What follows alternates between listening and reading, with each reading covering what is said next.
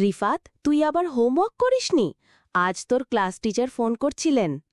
মা, আসলে আমার পেনটা খুঁজে পাচ্ছিলাম না, তাই। তাহলে এই খাতার ভেতর ডাইনোসর, মারিও আর তোমার বাবার মাথায় ছাতা নিয়ে নাচার ছবি কে এঁকেছে? আমি।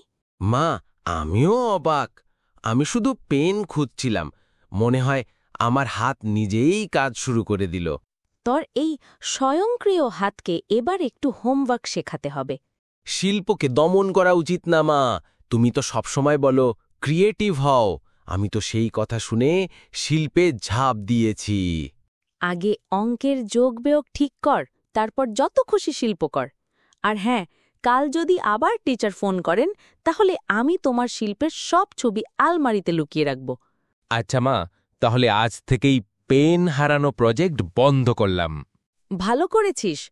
আর এখন চল, ডিনার টেবিলে তোমার জন্য ভাতের সাথে একটু ঘরোয়া বাস্তবতা সাজিয়ে রেখেছি।